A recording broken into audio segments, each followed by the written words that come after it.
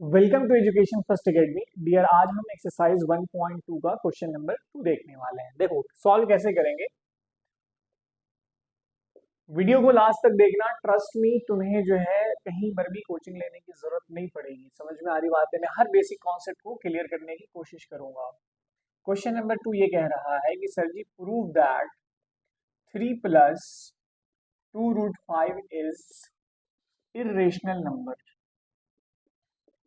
Irrational number हमारा जो पहला स्टेप है वो सब सारे क्वेश्चन का सेम है। क्या है सर? कि सर लेट, पहले हम मानते हैं कि let 3 plus 2 root 5 is a rational number. Rational number and its simplest form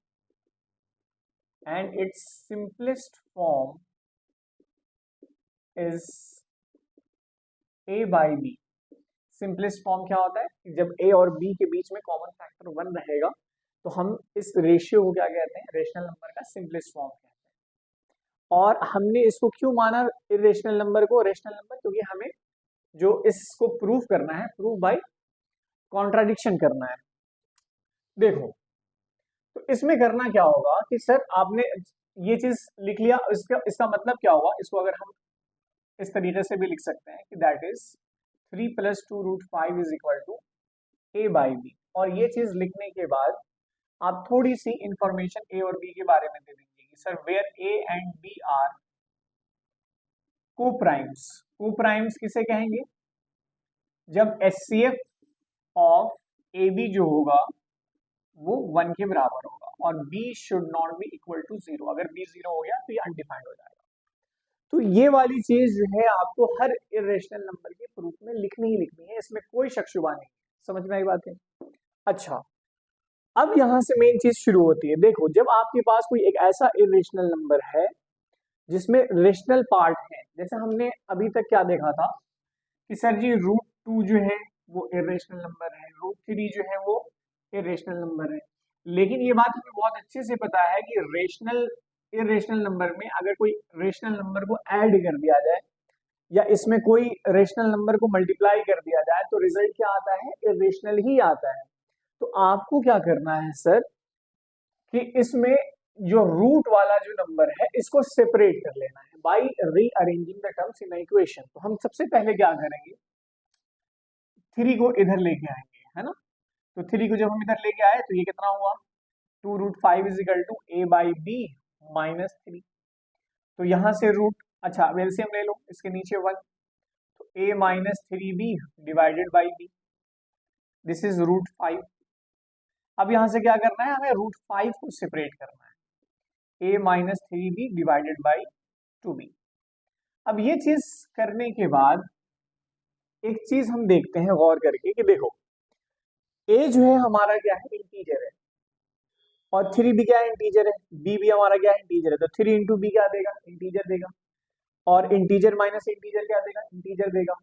और नीचे भी इंटीजर है ना? 2 और b, 2 भी इंटीजर, b भी इंटीजर, क्योंकि को प्राइम्स बेटा इंटीजर होते हैं, पॉजिटिव इंटीजर।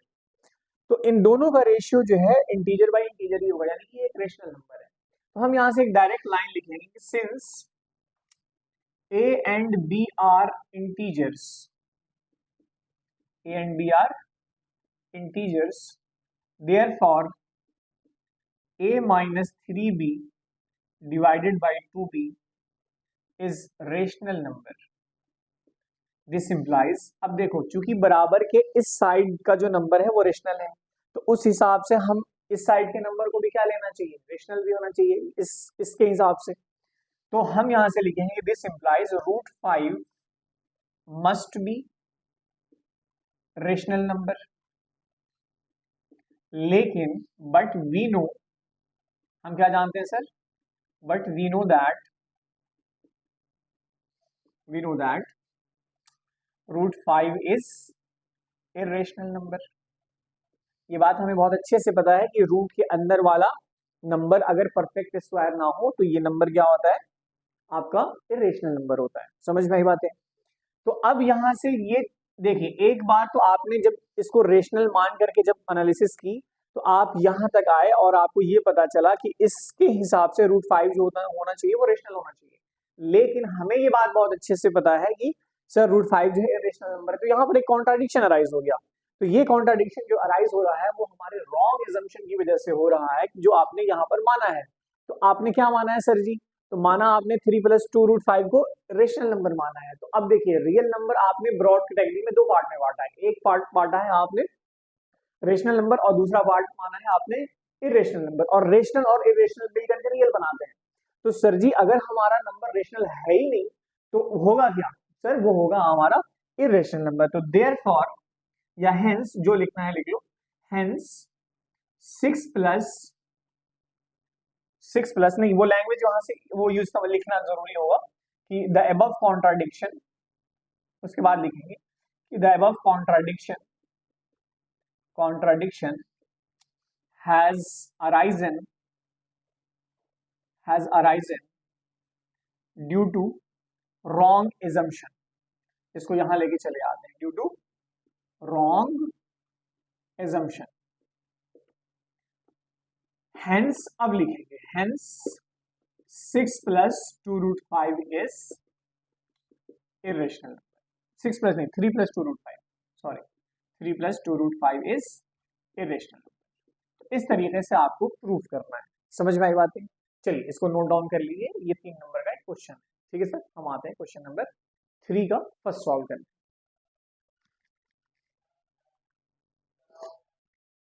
चलिए चलो सर, क्वेश्चन नंबर 3 का 1 देखते हैं। क्या है सर क्वेश्चन नंबर 3 का? फर्स्ट कह रहा है कि sir prove that 1/√2 is irrational number.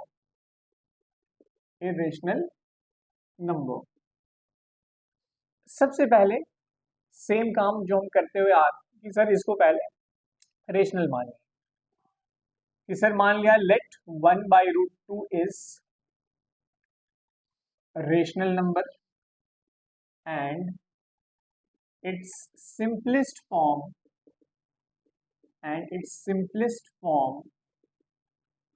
is a/b। Dear, video शुरू से लेकर के आखिर तक देखोगे तो तुम्हें कहीं पर भी किसी भी कोचिंग की जरूरत नहीं पड़ेगी। बस इस बात का ख्याल है कि आपको अंत तक देखना है। 1/√2 is rational number and its simplest form is a/b। हम बार बार कह रहे हैं हमने किसको क्यों माना रेशनल, हमने इसको क्यों माना रेशनल? हमें प्रूव बाई कॉन्ट्राडिक्शन, हम कुछ ऐसा एनालिसिस करके लाएंगे जो रिजल्ट आएगा वो यहां पर कॉन्ट्राडिक्ट करेगा इसके ओरिजिनल आइडेंटिटी से। समझ में आ रही बात है? तो यहां पर हम क्या किए कि 1/√2 is rational number and simplest form is a/b। That is हम क्या लिख सकते हैं इसी चीज को, 1/√2 इज इक्वल टू a/b। और a और b जो इंफॉर्मेशन है जो हम शुरू से करते आ रहे हैं हर प्रॉब्लम में, हम यहाँ लिख देंगे। क्या लिखेंगे सर? कि sir where a and b are co-primes and नहीं, मतलब वो co-primes, that is HCF of AB जो होगा वो 1 के बराबर होगा and B should not be equal to 0। ये इंफॉर्मेशन आपको हर जगह लिखनी है। अब मैंने आपको बताया कि सर जैसे ही कहीं पर भी इरेशनल नंबर इस तरीके से दिख रहा हो तो देखिए यहाँ पर रूट के अलावा यहाँ पर एक और नंबर है 1 जो रेशनल है। समझ में आई बात है? तो आपको क्या करना है, इक्वेशन को रीअरेंज करके √2 को सेपरेट कर लेना है। तो √2 को सेपरेट कैसे करें? इधर मल्टीप्लाई कर दो, इसको इधर और इसको इधर, तो ये कितना हो जाएगा? b is equal to √2a और फिर √2 इज इक्वल टू b/a। अब यहां से गौर करके देखना कि सर सेम कहानी कि सर अगर हमारा a और b इंटीजर है तो b/a का रेशियो क्या देगा? रेशनल नंबर देगा। तो जब राइट हैंड साइड में हमें रेशनल नंबर मिल रहा है तो हमें लेफ्ट हैंड साइड में क्या मिलेगा? रेशनल नंबर ही मिलेगा। समझ में आई बात है? तो आपको यहां से क्या करना है, सेम लैंग्वेज कॉपी कर लेनी है कि since a and b are integers therefore therefore b by a is rational number. b by a is rational number. This implies root 2 must be rational number, क्योंकि सर बराबर की इस side जब rational है तो इस साइड भी rational होना चाहिए. लेकिन we know that but we know that हमें ये बात बहुत अच्छे से पता है कि सर जी रूट 2 जो है वो क्या है हमारा इज इरेशनल नंबर. इसका प्रूफ हम देख चुके हैं. तो जब हमें ये पता है कि रूट 2 इरेशनल नंबर है और यहाँ पर इस एजम्पशन के बाद हमें यहाँ पर रूट 2 रेशनल नंबर मिल रहा है, तो इसका मतलब ये हुआ कि आपने जो एजम्पशन की है वो गलत है. ये जो कॉन्ट्राडिक्शन अराइज हुआ है वो हमारे रॉन्ग एजम्पशन की वजह से हुआ है. तो हम यहाँ पर फिर से लिखेंगे कि सर जी की the above contradiction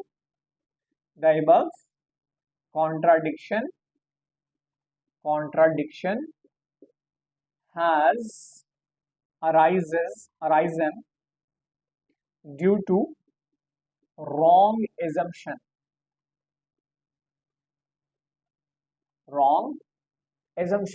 The above contradiction has arisen due to wrong assumption. इसीलिए हम यहां से लिख सकते हैं hence 1 by root 2 is irrational. Sir आपने जो माना है वो गलत है. तो मैं बार बार कह रहा हूं कि रियल नंबर दो तरह का होता है, एक रेशनल और एक इरेशनल. तो जब मेरा नंबर रेशनल है ही नहीं तो बचा क्या, इरेशनल ही होगा. तो इसीलिए ये 1 by root 2 को हम लोग क्या कह सकते हैं, इरेशनल नंबर कह सकते हैं या प्रूफ है. ये समझ में आ रही बात है. चलो इसको नोट डाउन कर लो. तो क्वेश्चन नंबर 3 का 2 कह रहा है sir ji prove that 7 root 5 is irrational number. Once again same कहानी कि sir let 7 root 5 is rational number and its simplest form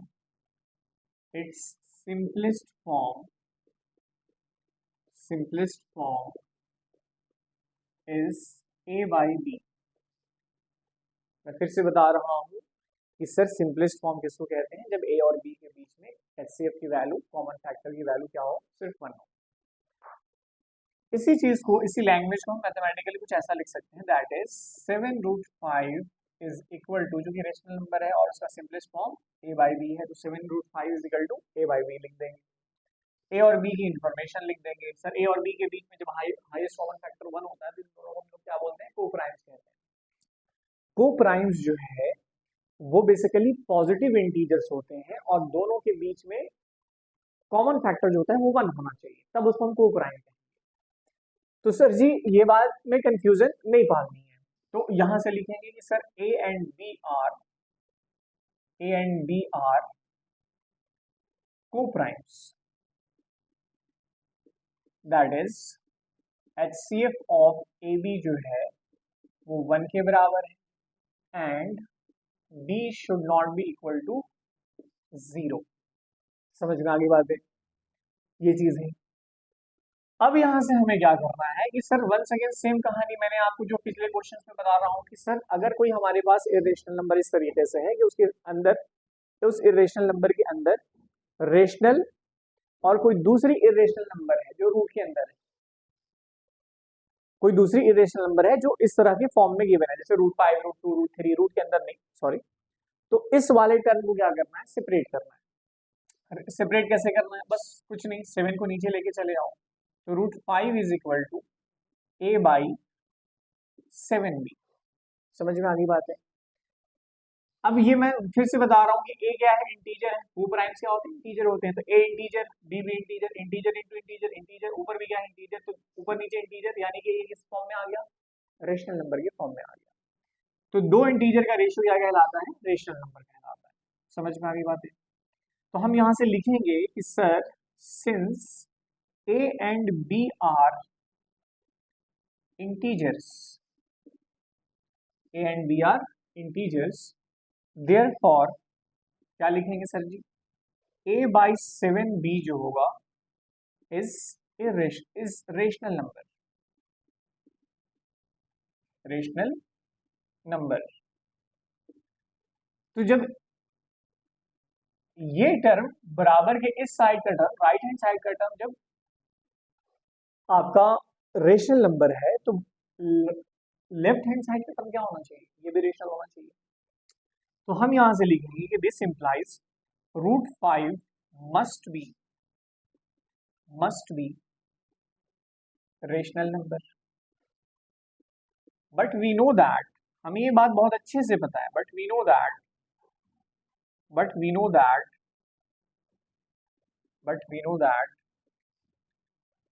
sir √5 जो है वो क्या है, इज इरेशनल नंबर।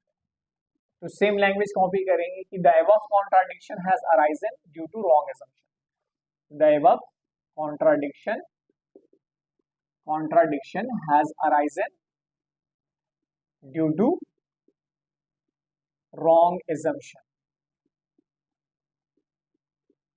और रॉन्ग एजम्पशन आपने क्या मानी है सर जी, आपने मानी है 7√5 को रेशनल नंबर। फिर से वही सेम कहानी कि सर हमारे पास अगर ये नंबर रेशनल नहीं है तो बचा क्या, इरेशनल ही है।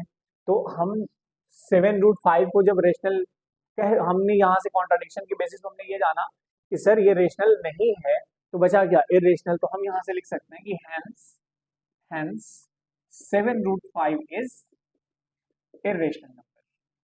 समझ में आ गई बात है सर जी, इस बात का ख्याल रखें, ठीक है।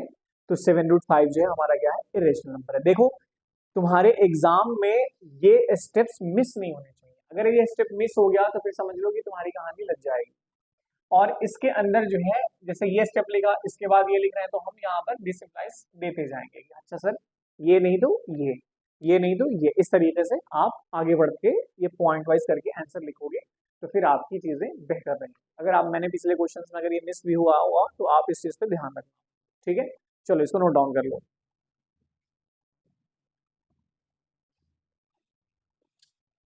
चलो क्वेश्चन नंबर 3 का 3 देखते हैं, क्या कहता है सर कि prove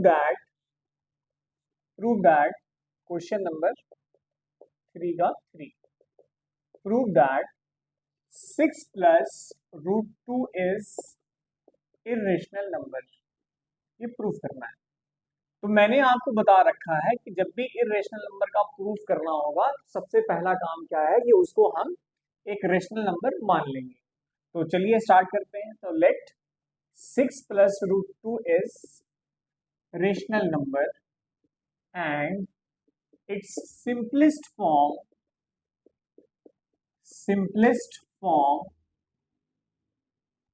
is a/b, that is 6 plus √2 is equal to a/b। a और b की इंफॉर्मेशन लिख देना है। क्या है sir, a and b are coprimes. क्या है sir, coprimes. That is HCF of AB जो होगा वो कितने के बराबर होगा, 1 के बराबर होगा, and B should not be equal to 0। ये इंफॉर्मेशन आपको हर जगह लिख देंगी, ठीक है सर। अब मैंने आपको बताया था कि सर जब भी इस तरह से इरेशनल नंबर आपको गिवन रहेगा जिसमें एक रेशनल पार्ट हो और कोई दूसरा इरेशनल नंबर हो, तो इसमें हमको क्या करना होता है कि इस रूट वाले पार्ट को सेपरेट करना होता है, और इसको सेपरेट करने के लिए 6 को हमें इधर लाना होगा। तो √2 is equal to a/b minus 6, LCM ले लो तो a माइनस 6b/b। अब देखो एक चीज गौर करके देखना, इंटीजर में से इंटीजर को घटाते हैं तो हमेशा इंटीजर आता है। 6 इंटू बी भी क्या होगा, इंटीजर होगा।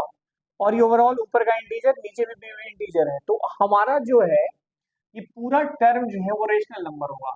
तो हम जो है यहाँ से डायरेक्टली लिखते हैं, क्या लिखेंगे सर कि since a and b are integers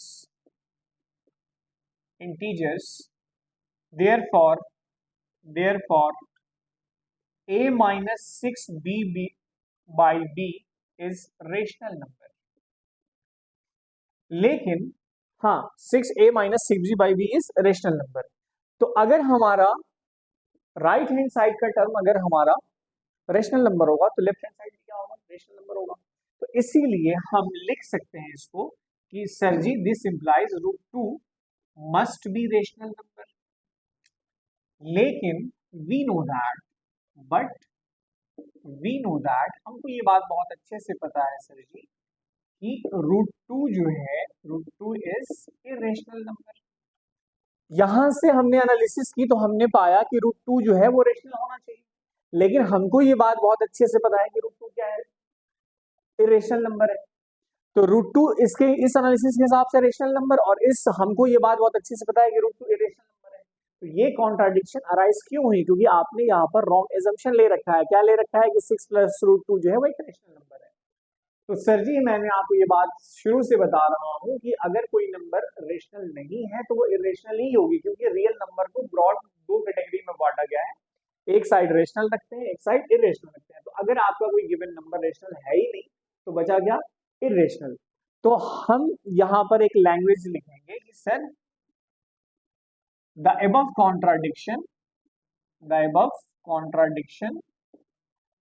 contradiction has arisen due to wrong assumption, therefore 6 + √2 is irrational number। ये आपका क्या हो गया सर जी, प्रूव्ड हो गया। ठीक है, तो इस तरीके से आपको रिप्रेजेंट करके पॉइंट वाइज करके आंसर लिख देना है। ठीक है, अगर आप ऐसा लिखेंगे तो आपका नंबर कहीं भी नहीं घटेगा। आप लैंग्वेज मिस करोगे, आप स्टेप्स मिस करोगे तो ही नंबर आपका घटता है। आई होप कि मैंने आपको एक डिटेल सोल्यूशन एक्सरसाइज 1.2 की दी है। ठीक है, अगर इसमें कोई भी चीज कमी है तो आप कमेंट में आप अपने विचार दे सकते हैं। Thank you sir, thank you बेटा।